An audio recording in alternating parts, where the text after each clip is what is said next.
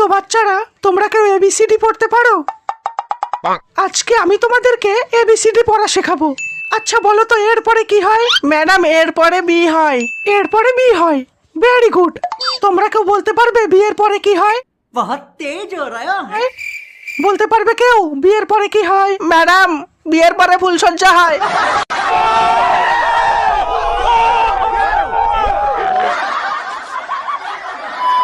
Students, নিউটনের গতিসূত্র কার কার মনে আছে? এই তুমি হাসছো কেন? তুমি দাঁড়াও, নিউটনের দ্বিতীয় গতিসূত্র বলো। স্যার অনেকদিন আগে পড়েছিলাম তাই পুরোটা মনে নেই, কিন্তু আমি শেষের লাইনটা বলতে পারবো স্যার। ঠিক আছে, তাহলে সেটাই বলো। একেই বলা হয় নিউটনের দ্বিতীয় গতিসূত্র।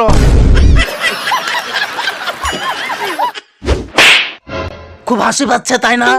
এবার তুমি এমন একটা কথা বলো যেটা শুনে সবাই হাসবে, কিন্তু তুমি যাকে কথাটা বলবে শুধুমাত্র সেই হাসবে না। স্যার আপনার প্যান্টের চেন খোলা।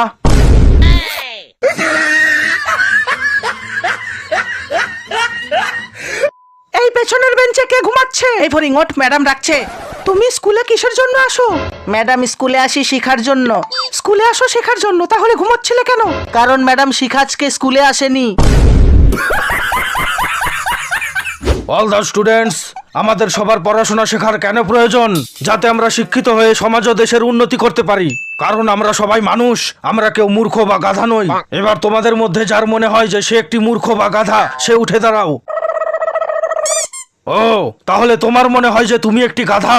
আরে স্যার, ব্যাপারটা এমন নয়। আপনি একাই দাঁড়িয়ে আছেন, ব্যাপারটা কেমন দেখাচ্ছে না?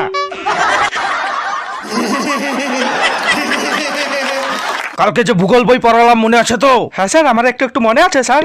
ঠিক আছে, তাহলে এবার তুমি বলো তো যে মালভূমি কাকে বলে? যে ভূমিতে বসে মাল খাওয়া হয় সেই ভূমিকাই মালভূমি বলে স্যার। আচ্ছা, এবার তুমি বলো তো যে শীতকাল কাকে বলে? স্যার যে কালে বিড়ি না খেলেও মুখ দিয়ে ধোয়া বের হয় সেই কালকেই শীতকাল বলে স্যার।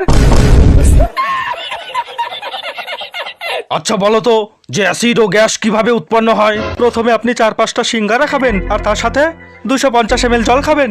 তারপর কিছু না করে আপনি চুপচাপ হয়ে এক জায়গায় বসে থাকবেন, আপনার গ্যাস তৈরি হয়ে যাবে sir. It's right. It's absolutely right. হইলা